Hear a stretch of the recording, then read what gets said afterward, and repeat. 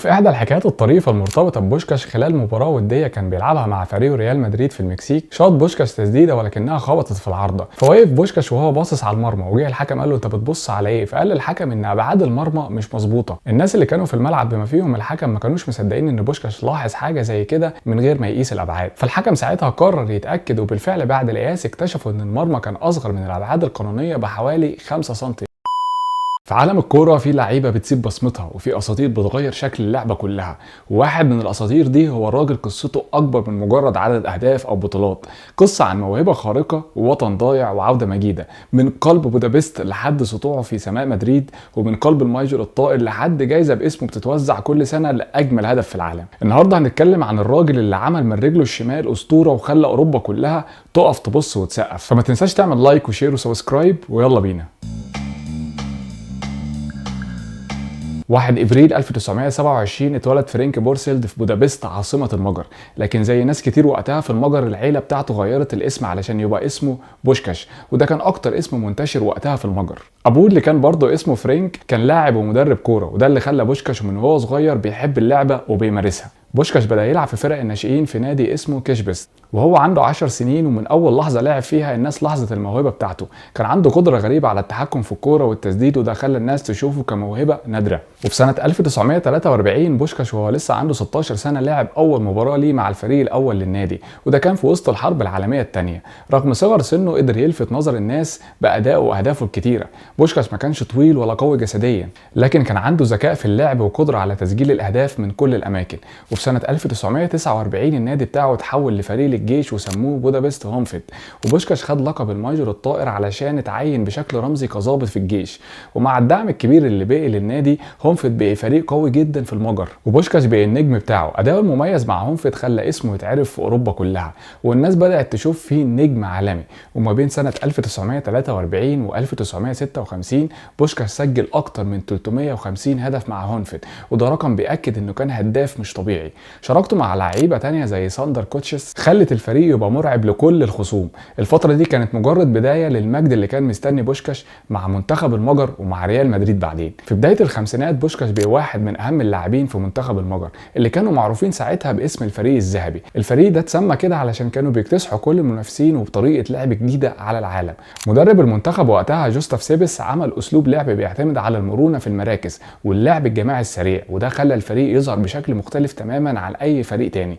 بوشكاش كان الكابتن بتاع الفريق وقدر يقودهم لفتره طويله من الانتصارات اللي محدش قدر يوقفهم فيها. عايز اقول لك ان من سنه 1950 لحد 1954 المنتخب المجري ما خسرش ولا ماتش في 32 مباراه دوليه متتاليه، كسبوا منهم 27 مباراه. بوشكاش كان مش بس بيسجل اهداف كتير، لكن كمان كان بيقود الفريق بطريقه فنيه ذكيه، وده خلى الناس تشوفه كواحد من اعظم اللاعبين في العالم وقتها. وفي سنه 1952 بوشكاش كسب مع المنتخب المجري الميداليه الذهبيه في اولمبياد هلسنكي، واللي كانت بتتلعب في السويد قدام يوغوسلافيا بنتيجه 2-0. وفي واحده من اهم اللحظات في مشوار بوشكاش الدولي كانت في ماتش ضد انجلترا في 25 نوفمبر 1953، وده كان على ملعب ويمبلي.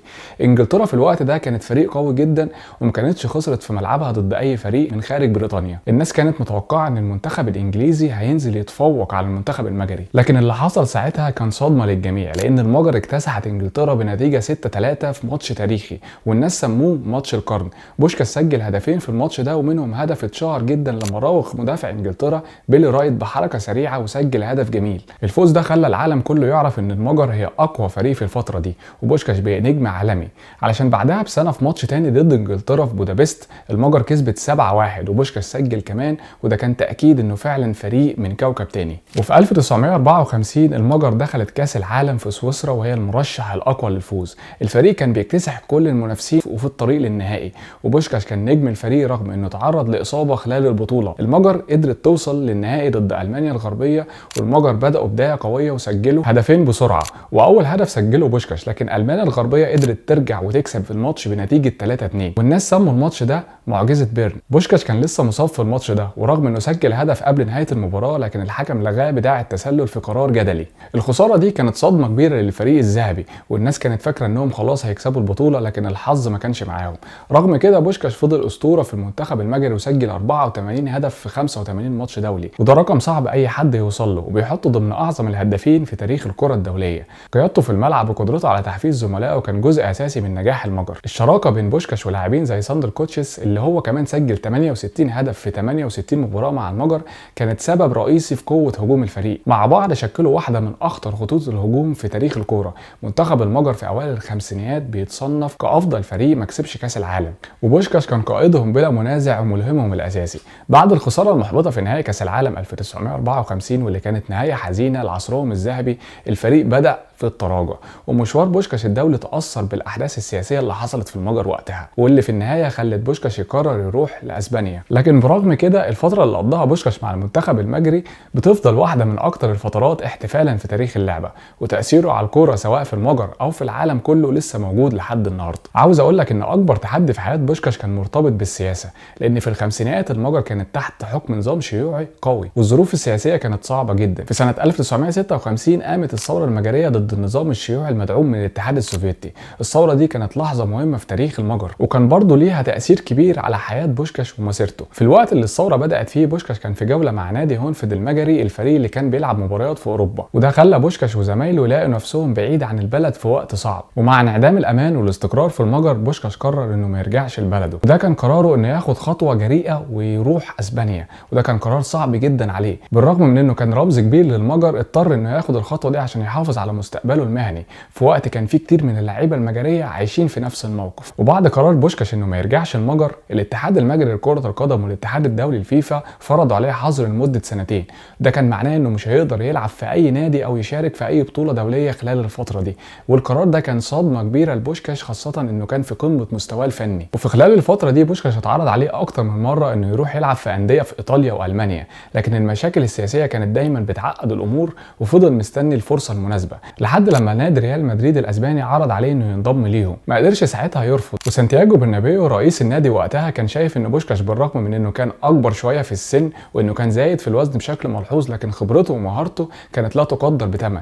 وبوشكاش كان عنده ثقه كبيره في نفسه، وفي احدى المرات قال لبرنابيو مش مهم وزني، المهم ان اقدر اسجل اهداف. علشان بوشكاش ينضم لريال مدريد في سنه 1958 وهو عنده 31 سنه. ممكن يكون البعض كان شايف انه خلاص في نهايه مسيرته، لكن اللي حصل كان عكس كده تماما. في الحقيقه بوشكاش لقى نفسه تاني مع ريال مدريد، وبقى جزء من فريق قوي جدا اللي كان بينضم من نجوم زي الفريدو دي ستيفانو. اول ما بدا يلعب مع الفريق بوشكاش اثبت انه لسه عنده كتير يقدمه، كان بيحرز اهداف بكميه كبيره، وفنياته على ارض الملعب خلت جماهير ريال مدريد تعشقه بسرعه. الراجل ده كان مش بس بيسجل اهداف من العدم، لكن كمان كان بيقدر يصنع اللعب ويوزع الكوره بشكل رائع لزمايله في الفريق. فتره بوشكاش مع ريال مدريد كانت مليانه انجازات عظيمه، حقق النادي وقتها نجاحات كبيره على المستويين المحلي والدولي.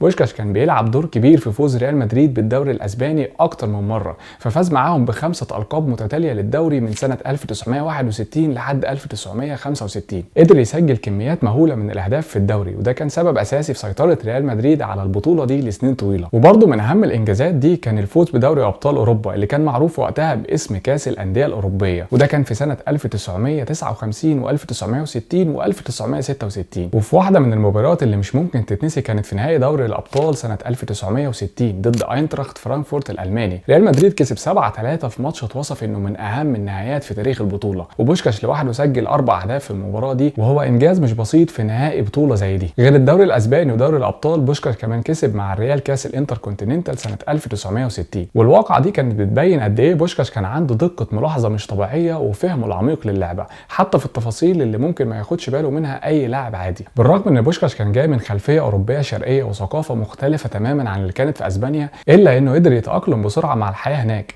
وبالرغم من انه كان لسه بيتعلم اللغه الاسبانيه، لكن علاقته مع زمايله في الفريق زي دي ستيفانو كانت ممتازه. الاثنين شكلوا ثنائي هجومي خطير، وده كان سبب رئيسي في نجاح ريال مدريد في الفتره دي. بوشكاش بقى معشوق الجماهير مش بس بسبب مهاراته واهدافه، لكن كمان بسبب شخصيته المتواضعه والمرحه.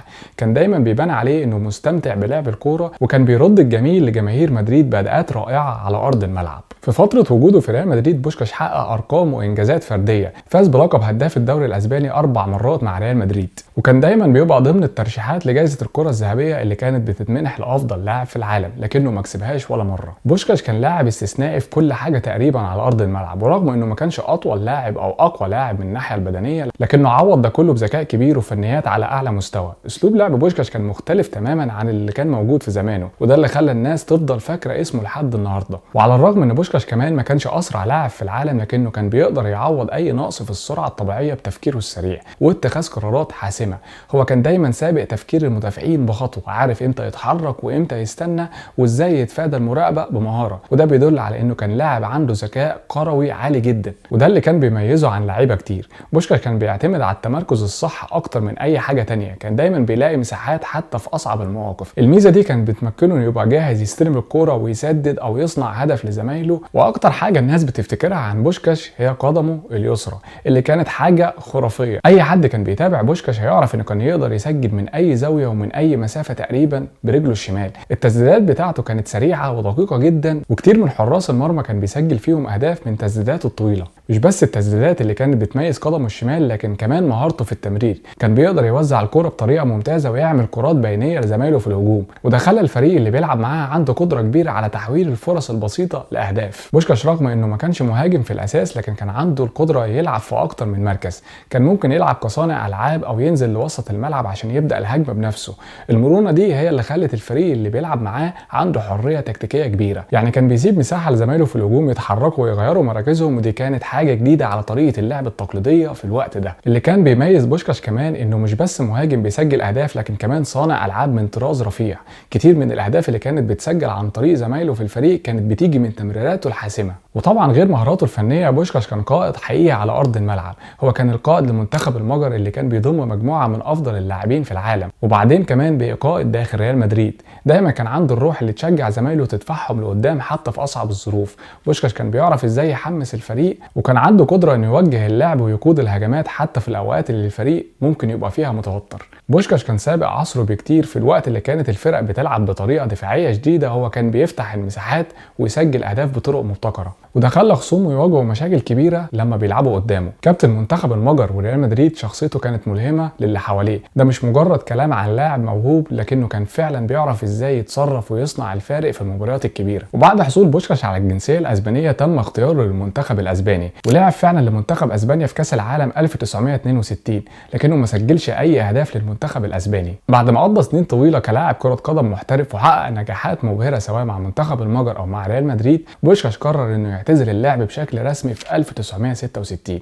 ورغم انه ساب الملاعب، لكن حبه للكرة لسه ما انتهاش، وده خلى حياته بعد الاعتزال تكون مليانة بتحديات جديدة ومغامرات مختلفة، خاصة انه حاول يدخل عالم التدريب. فبعد ما بطل لعب، بوشكاش قرر انه ياخد خطوة جديدة ويدخل عالم التدريب. زي ما كان قائد قوي على ارض الملعب، حاول يكون عنده نفس التأثير كمدرب. بدايته التدريبية كانت في الستينات، ومسك تدريب فرق في اكتر من دولة، بدءا بكندا ثم اليونان، وهنا كانت ابرز انجازاته التدريبية مع فريق بناسياكوس اليوناني، عشان في سنة 1971 بوشكاش يقود الفريق لنهائي دوري ابطال اوروبا، وده كان انجاز كبير جدا، خصوصا ان بناسياكوس كان فريق صغير نسبيا على الساحة الاوروبية وقتها. ورغم انهم خسروا النهائي ده قدام اياكس الهولندي بقيادة يوهان كرويف، الا ان بوشكاش ساب بصمة كبيرة في تاريخ النادي وساهم في تطور الدوري اليوناني بشكل كبير. بعد فترة في اليونان اشتغل بوشكاش كمدرب في دول تانية زي اسبانيا ثم تشيلي، وبعدها رجع اليونان على فريق اياك اثينا، لكنه ما حققش اي انجازات تذكر، فقرر انه يطلع على مصر، وساعتها مسك تدريب الفريق المصري البورسعيدي من سنة 1979 ل 1982، لكنه برضه ما حققش اي انجازات مع الفريق المصري، فطلع باراجواي وبعد كده راح استراليا. وكانت اخر وظيفة تدريبية ليه في فترة قصيرة كانت كمدرب لمنتخب المجر، وبرضه ما حققش معاهم اي انجازات. التجارب دي كلها خلته يلف العالم كمدرب، لكنه ما قدرش يحقق نفس النجاح اللي حققه كلاعب.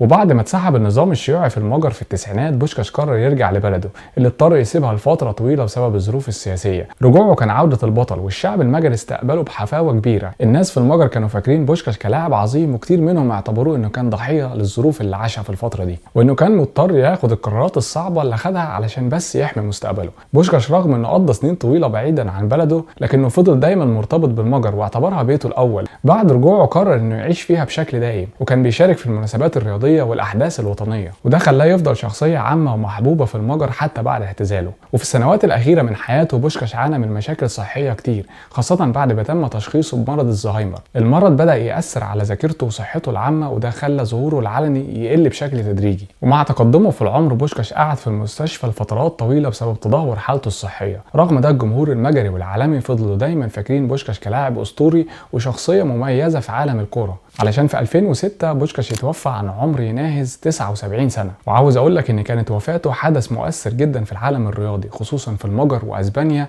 اللي اعتبروه واحد من اهم الشخصيات اللي مرت في تاريخهم. بعد وفاته التكريمات لبوشكاش ما وقفتش. المجر كانت اول دولة تحيي ذكراه بشكل ضخم، وسمت الاستاد الرسمي اللي كان بيلعب عليه منتخب المجر مبارياته في بودابست باسم استاد بوشكاش تكريما ليه. والاستاد ده بقى واحد من اهم المعالم الرياضية في اوروبا، وبيستضيف مباريات المنتخب المجري واحداث رياضية كتير. وكمان تمت إعادة تسمية أحد الشوارع القريبة من ملعب بوزك في العاصمة المجرية بودابست باسمه بعد عام واحد من وفاته. وفي 2007 تم الكشف عن تمثال بوشكاش في ميلبورن أستراليا بالقرب من الموقع السابق لملعب الحديقة الأولمبية. كمان الاتحاد الدولي لكرة القدم الفيفا قرر في سنة 2009 إنه يعمل جائزة سنوية على اسمه وهي جائزة بوشكاش، والجائزة دي بتتمنح لأفضل هدف في كل سنة بغض النظر عن هوية اللاعب أو الفريق اللي بيلعب له. وده تكريم لفكرة إن بوشكاش كان مش بس هداف، لكنه كان بيسجل أهداف استثنائية وفنيه. والجائزه دي لحد النهارده بقت واحده من اهم الجوائز الفرديه في كره القدم، وبيظهر قد ايه كان تاثير بوشكاش كبير على اللعبه. فكل لاعب بيحلم انه يسجل هدف استثنائي عشان ياخد جائزه بوشكاش، وده بيبين قد ايه ان الارث بتاع بوشكاش لسه حي وحاضر في كل موسم كروي. ريال مدريد كمان ما نسيش الاسطوره بتاعه. النادي دايما كان بيحتفل بذكرى بوشكاش سواء كان في المناسبات التاريخيه او في اي احداث كبيره. الجماهير بتعتبره رمز من رموز النادي، واسمه دايما بيجي جنب اسماء كبيره زي برنابيو ودي ستيفن وكريستيانو رونالدو. وفي النهايه عاوز اقول لك ان اللاعب ده غير مفهوم كرة القدم وألهم أجيال كتيرة بعده. من بودابست لغاية مدريد بوشكاش كان دايما موجود في قلب الأحداث، وصنع لحظات ما بتتنسيش. إرثه لسه حي سواء من خلال جائزة بوشكاش أو الاستاد اللي اتسمى على اسمه، وبصمته هتفضل موجودة في كل هدف جميل بيتسجل. فسواء كنت بتشجع ريال مدريد أو مجرد عاشق لكرة القدم، أكيد النهاردة عرفت أكتر عن الراجل اللي خلى الكورة لعبة ممتعة لكل الناس. وأتمنى إن تكون الحلقة عجبتكم، وما تنسوش تعملوا لايك وشير وسبسكرايب.